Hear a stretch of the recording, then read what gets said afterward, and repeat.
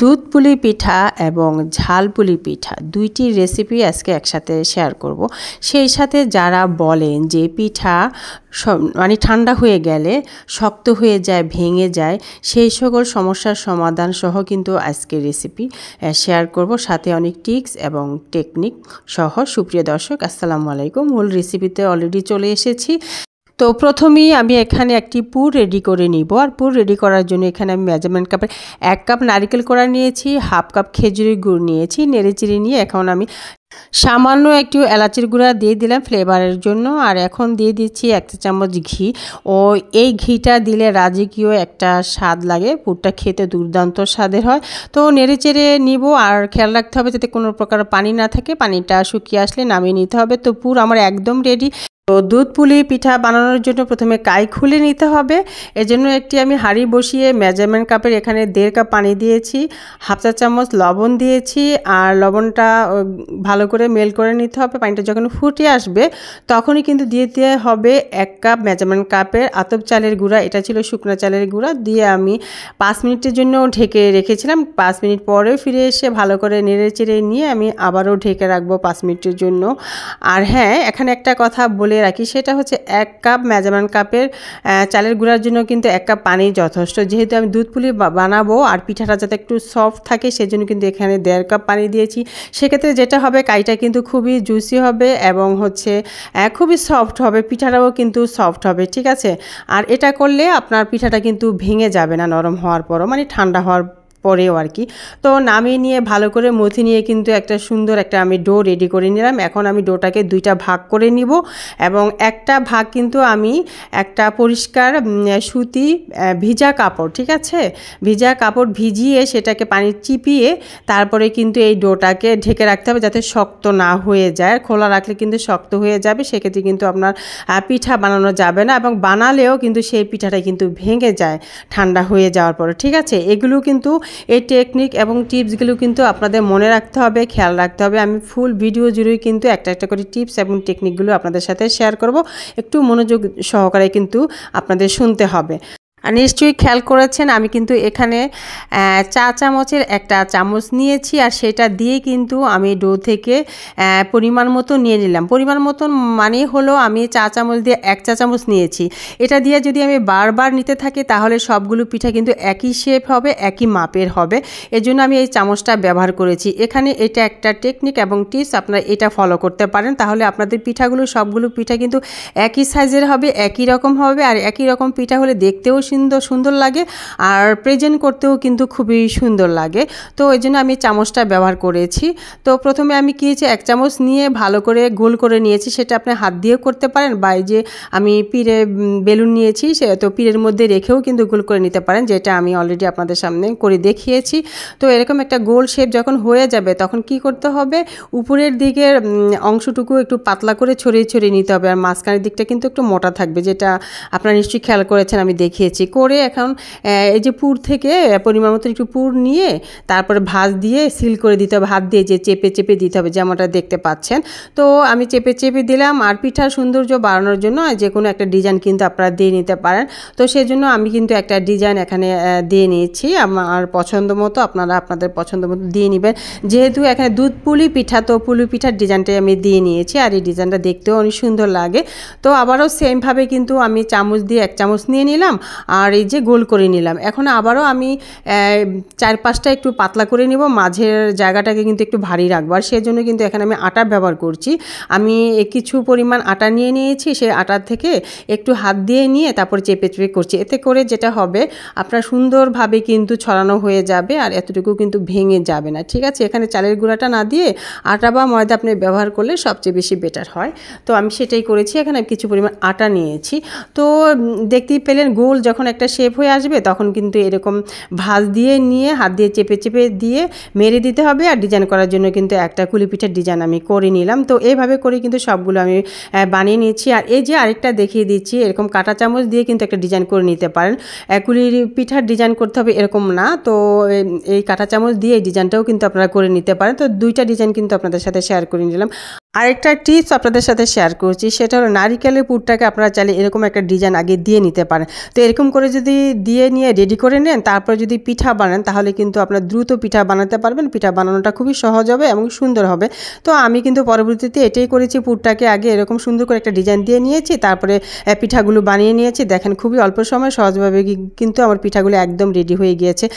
যেহেতু আমি দুধ পুলি বানাবো, এই জন্য এখানে অন্য একটা পাত্র বসিয়ে 1 কেজি গরুর দুধ ঢেলে দিলাম।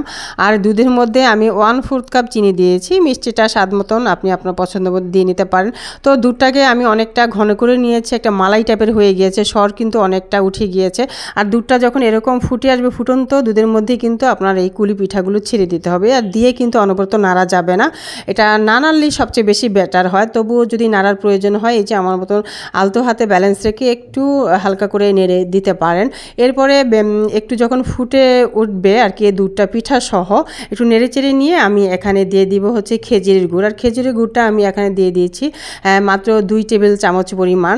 আর এটা হচ্ছে একটু জাস্ট ফ্লেভার বাড়ানোর জন্য, স্বাদটা একটু বাড়ানোর জন্য। যেহেতু মিষ্টিটা তো আমি আগেই দিয়েছি, এখানে চিনি দিয়েছি 1/4 কাপ, আর খেজুরের গুড়টা আমি এখন দিয়ে দিলাম 2 টেবিল চামচ পরিমাণ। আমি আমার স্বাদ অনুযায়ী কিন্তু মিষ্টিটা দিয়েছি, আপনি আপনার স্বাদ অনুযায়ী এখানে মিষ্টিটা দিয়ে দিতে পারেন। আর এই যে এলাচ আমি 2টা দিয়ে দিয়েছি এখানে, আর এলাচটা আমি পরেই দিয়েছি, আপনারা চাইলে প্রথমে দিতে পারেন। আমি এলাচটা পরে দিয়েছি, তারও একটা রিজন আছে, সেটা হচ্ছে যে যেহেতু আমি এখানে খেজুরের গুড়টা দিয়েছি এবং দুধটাকে অনেকটা মালাই করে নিয়েছি, তো মালাইটা যাতে ভালো একটা ফ্লেভার আসে, আর এই জন্য এলাচটা আমি লাস্টে দিয়েছি যাতে ফ্লেভারটা একটু কম আসে। হ্যাঁ, না দিলেও চলতো, আমি জাস্ট হালকা ফ্লেভারের জন্য দিয়েছি। আর মালাইটা যেহেতু আমি করেছি, মালাইয়ের যে স্বাদ আছে সে স্বাদটা যাতে নষ্ট না হয়ে যায় এবং মালাইয়ের স্বাদটা যাতে বেশি ফুটে আসে, আর খেজুরের গুড় তো সাথে আছেই ফ্লেভার বাড়ানোর জন্য, সেজন্য আমি এলাচটা লাস্টে দিয়েছি আর কি, না দেওয়ার মতন করে। না চাইলে আপনি নাও দিতে পারেন, এরকম আর কি। তো অলরেডি কিন্তু আমার হয়ে গিয়েছে। যখন আমি দেখলাম পিঠাটা দেওয়ার পরে কিছুক্ষণ আমি রেখেছিলাম, রাখার পরে ফুটে আসলো, প্রায় 3 থেকে 4 মিনিট কিন্তু আমি চুলায় রেখেছিলাম এই দুধের মধ্যে পিঠাটা। তারপরে কিন্তু আমি চুলা থেকে নামিয়ে গরম গরম আপনাদের সামনে সার্ভ করে নিলাম, প্রেজেন্ট করে নিলাম। তো আপনাদের হাতে সময় থাকলে বানানোর পরে এই পিঠা পুলিটা সারা রাতের জন্য ভিজিয়ে রাখবেন, সকালে প্রেজেন্ট করবেন বা খেয়ে নেবেন, তখন দেখবেন এই গ্রেভিটা আরও বেশি ঘন হয়ে যাবে, খেতে কিন্তু আরও বেশি টেস্ট হবে আর কি। যেহেতু আমার হাতে সময় একদমই কম ছিল, তাই আমি কি করেছি, সাথে সাথে আপনাদের সামনে প্রেজেন্ট করে নিয়েছি। এটাকে আমি আর সারা রাতের জন্য রেখে দিই নেই, এটাই আর কি। যখন রেখে দিবেন তখন কিন্তু এটার আসল স্বাদটা আরও বেশি ফুটে আসবে। তো চলে আসছি ঝালপুলি পিঠা বানানোর জন্য। তো দেখতেই পেলেন এখানে আমি কিন্তু কি করেছি, গরুর মাংসটাকে কিমা বানিয়ে নিয়েছি প্রথমে। তো সেখান থেকে আমি এখানে 1/2 কাপ পরিমাণ কিমা নিয়ে নিয়েছি, গরুর মাংসের কিমা। সেই সাথে এখানে এলাচ দারচিনি দিয়েছি, দিয়ে আদা এবং রসুনের পেস্ট দিয়েছি 1 চা চামচ, কিছু পরিমাণ পানি দিয়ে একটু সিদ্ধ করে নিয়েছি ঢেকে। আর এখন দিয়ে দিলাম আমি হচ্ছে পেঁয়াজ কুচি দিয়েছি এখানে 1/4 কাপ, এবং গাজর কুচি দিয়েছি 1/2 কাপ। তো দিয়ে এখানে আমি দিয়ে দিচ্ছি ধনিয়ার গুঁড়া সামান্য, জিরার গুঁড়া সামান্য, লবণ স্বাদ মতো। তো এই মশলাগুলো দিয়েছি, সাথে কিন্তু আমি এখানে দিয়ে দিলাম গরম মশলাও সামান্য। তো দিয়ে নেড়ে চেড়ে নিয়ে আমি ঢেকে রেখেছিলাম সিদ্ধ না হওয়া পর্যন্ত। তো ঢাকনা উঠিয়ে নিলাম। আর এখন আমি যেটা এখানে ব্যবহার করব, কিছু পরিমাণ কাঁচা মরিচ কুচি ব্যবহার করলাম, আর সেই সাথে এখন একটু নেড়ে চেড়ে দিব। আর আরও একটা উপকরণ ব্যবহার করব এখানে, সেটা হচ্ছে যে বাটার ব্যবহার করছি 2 টেবিল চামচ পরিমাণ। আপনারা চাইলে এখানে রান্নার রেগুলার তেলটাও কিছুটা দিতে পারেন। তো বাটার দিলে এটার স্বাদ বহুগুণে বেড়ে যায়। তো আমি বাটার দিয়ে নিলাম, দিয়ে নেড়ে চেড়ে নিচ্ছি। নেড়ে চেড়ে নিয়ে আরও কিছুক্ষণ কিন্তু আমি এভাবে ঢেকে রাখবো, আর একটু ফ্লেভারটা সুন্দর হওয়ার জন্য এবং আর একটু সেদ্ধটা পারফেক্ট হওয়ার জন্য। আর এখানে নামানোর আগে ওই যে সামান্য পরিমাণ নিয়ে নিলাম কর্নফ্লাওয়ার, আর কিছু পরিমাণ নিয়ে নিলাম পানি এবং কর্নফ্লাওয়ারটাকে ভালো করে মিশিয়ে মেল করে এখন পুরের সাথে দিয়ে দিয়েছি। এত দিয়ে নেড়ে চেড়ে নিব, আর নেড়ে চেড়ে নিয়ে তারপরে এটা কিন্তু আমি এই পুরটাকে নামিয়ে নিব। পুর কিন্তু আমার একদম রেডি হয়ে গিয়েছে। আর আপনারা চাইলে কিন্তু এখানে চিকেনটাও ব্যবহার করতে পারেন, মানে চিকেন কিমাটাও ব্যবহার করতে পারেন। তো আমি আজকে গরুর মাংস দিয়ে ঝালপুলি পিঠাটা রেডি করছি। তো আমার পুর রেডি। এখন আমি চলে আসছি কাই খোলার জন্য। একই প্যানের মধ্যে 1 কাপ আমি দিয়েছি পানি, আর স্বাদ মতো দিয়েছি লবণ, এবং সামান্য দিয়ে দিলাম হলুদ। এই হলুদটা দিয়েছি জাস্ট একটু কালারের জন্য, সুন্দরের জন্য পিঠাটা, এটাই আর কি। পানিটা যখন ফুটে আসবে 1 কাপ দিয়ে দিলাম এখানে এখানে আমি আতপ চালের গুঁড়া, তো গুঁড়াটা দিয়ে নেড়েচেড়ে নিয়ে আমি কিছুক্ষণের জন্য কিন্তু একটু ঢেকে রাখবো, ঢাকনা দিয়ে 5 মিনিট পরে ফিরে আসবো।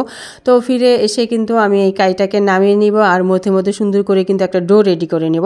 সুপ্রিয় দর্শক, আমার AS ব্লগ ইন কিচেনের এই রেসিপিগুলো, সহজ সহজ রেসিপিগুলো, মজার মজার রেসিপিগুলো যদি আপনাদের ভালো লাগে তাহলে লাইক দিয়ে ভিডিওটা দেখে নেওয়ার রিকোয়েস্ট থাকবে। আর আপনি নতুন হয়ে থাকলে একটা সাবস্ক্রাইব করে আমার চ্যানেলের সাথেই থেকে যাবেন। তো কথা বলতে বলতে কিছু দূর এগিয়ে এসেছি, সেটা হলো দেখতেই পেলেন আমি কাইটা কিন্তু ভালো করে মধ্যে মধ্যে একটা সুন্দর ডো রেডি করে নিয়েছি। একটা ডো কিন্তু আমি ভিজা কাপড় দিয়ে ঢেকে রাখলাম, আর একটা ডোটাকে এখন আমি ভালো করে মধ্যে ডলে নিচ্ছি, সুন্দর করে একটা রুটি বেলে নিব। তো এখানে আমি কিছু পরিমাণ আটা ছড়িয়ে দিলাম, তারপরে রুটি বেলে নিচ্ছি। আর রুটিটা পুরটা কীরকম হবে এর পুরুত্বটা সেটা কিন্তু আমি দেখিয়ে দিব। খুব বেশি মোটা, খুব বেশি পাতলা এরকম হবে না, ঠিক আছে? তো ওরকম আর কি মাঝামাঝি টাইপের পুরুত্বটা হবে। তারপরে যে এরকম একটা গ্লাস নিয়ে গ্লাসের সাহায্য নিয়ে কিন্তু আমি একটা শেপ দিয়ে নিচ্ছি। দেখতেই পাচ্ছেন এরকম করলে পিঠাগুলো খুব দ্রুত, সহজভাবে, সুন্দরভাবে কিন্তু আপনি বানিয়ে নিতে পারবেন। তো অবশিষ্ট যেটা আছে সেটাও কিন্তু বাকি কায়ের সাথে আমি রেখে দিয়েছি, ওইটার সাথেও কিন্তু আমি মিলিয়ে তারপরে পরবর্তীতে করে নিব আর কি। তো দেখতেই পেলেন কিভাবে করে নিচ্ছি। এখন আমি পুর দিয়ে নিলাম, প্রতিটা মাঝখানে ছোট ছোট রুটি করে নিলাম, তো ওইটার মাঝখানে পুরগুলো দিয়ে নিলাম আর কি পরিমাণ মতন। তো এখানে আরেকটা টিপস হচ্ছে, বেশি করে কিন্তু পুর দেওয়া যাবে না, পরিমাণ দিতে হবে। বেশি করে দিলেই কিন্তু আপনার পিঠাটা কিন্তু পরবর্তীতে ফেটে যায়, ঠিক আছে? এটা কিন্তু আপনাদের একটু খেয়াল রাখতে হবে। তো পরিমাণ মতন দিয়ে হাত দিয়ে চেপে চেপে কিন্তু লাগিয়ে দিতে হবে। আর এই যে একটা সৌন্দর্য বাড়ানোর জন্য সেমভাবে কিন্তু আমি পুলি পিঠার ডিজাইনটা দিয়ে নিচ্ছি। আপনারা চাইলে আপনাদের পছন্দ মতো যে কোনো ডিজাইন কিন্তু এখানে দিয়ে নিতে পারেন। তো হয়ে গেল আমার একটা পিঠা রেডি। তো আমি আরও একটা আপনাদের সাথে শেয়ার করে নিব আপনাদের সুবিধার জন্য। এই যে কাঁটা চামচ দিয়ে আপনারা এটাও করে নিতে পারেন, ঠিক আছে? এটাও কিন্তু আরেকটা ডিজাইন। তো এরকম করেই কিন্তু আমি সবগুলো পিঠা এখন রেডি করে নিব। তো আর দেখতেই পাচ্ছেন কালারটা কত সুন্দর আসছে। অলরেডি কিন্তু আমার সবগুলো পিঠা বানানো রেডি হয়ে গিয়েছে।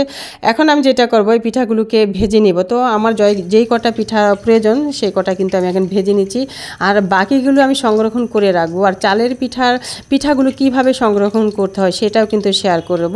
আর সেটাও কিন্তু একটা শিখার বিষয় আছে যে চালের পিঠা কিভাবে সংরক্ষণ করলে ফেটে যাবে না, নষ্ট হয়ে যাবে না এবং সুন্দরভাবে এর টেক্সচারটা ঠিক থাকবে, সেটা কিন্তু শেয়ার করব।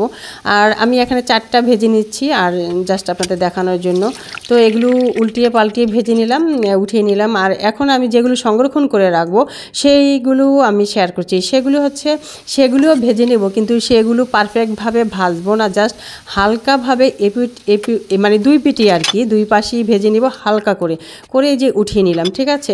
উঠিয়ে নেওয়া হয়ে গেলে আমি কীভাবে সংরক্ষণ করব সেটা দেখিয়ে দেবো। আর এখানে আমি দেখাচ্ছি আরেকটা পদ্ধতি, সেটা হচ্ছে আপনারা না ভেজে চাইলে কিন্তু ভাপ দিয়ে নিতে পারেন এই পিঠাগুলো, সেটা আপনাদের সাথে শেয়ার করছি। যেমন ধরেন এই যে আমি এখন তেল দিয়ে ভেজে নিচ্ছি, সেটা না করে আপনারা কিন্তু এরকম ভাপ দিয়েও নিতে পারেন এই পিঠাগুলো। সেটার জন্য কী করতে হবে, আপনাদের বাড়িতে তো ভাতের যে হাঁড়িগুলো আছে সেগুলোর মধ্যে পানি বসিয়ে, এরকম তো স্ট্যান্ডার সবার ঘরেই থাকে, এরকম স্ট্যান্ডার দিয়ে তারপরে পিঠাগুলো দিয়ে এরকম ঢেকে রাখলেন। তো এরকম ভাপ দিয়েও কিন্তু পিঠাগুলো আপনারা করে নিতে পারেন। যারা তেল পছন্দ করে না, তেল খেতে চান না, বেশি একটা অ্যাভয়েড করেন, তো তারা কিন্তু এরকম ভাপ দিয়ে নিতে পারেন। আর চাইলে কিন্তু তেলেও ভেজে নিতে পারেন। আর তেলে ভাজার পরে কেমন হয় পিঠাটা একটু দেখিয়ে দিচ্ছি আপনাদের সাথে। মাশাআল্লাহ অনেক সুন্দর হয়েছে, ভিতরটা হালকা ক্রিস্পি এবং ভিতরটা মাশাআল্লাহ অনেক জুসি। কিন্তু আপনারা নিশ্চয়ই খেয়াল করেছেন একটা পিঠাও কিন্তু আমার ভাঙে নেই, ঠিক আছে? আর ওই যে হালকাভাবে দুই পাশে ভেজে নিলাম না, সেগুলো এখন সংরক্ষণ করব। তো সেটার জন্য আমি এরকম একটা কিন্তু বক্স নিয়েছি। এগুলো হচ্ছে যে আপনি বাসায় যদি কোনো এয়ারটাইট বক্স না থাকে সেক্ষেত্রে কিন্তু আপনি এগুলো নিতে পারেন। এগুলোর মধ্যে দিয়ে পিঠাগুলো সুন্দরভাবে কিন্তু ঢাকনা দিয়ে যে মুড়ি নিতে পারেন, মুড়ি নিয়ে তারপরে আপনি ডিপ ফ্রিজে রেখে দিলেন, আপনার প্রয়োজন মতন আপনি তখন বের করে ভেজে নেবেন, ঠিক আছে? তো এই যে সংরক্ষণ পদ্ধতিটাও আপনাদের সাথে শেয়ার করে নিলাম। ভালো থাকবেন সবাই, আল্লাহ হাফেজ।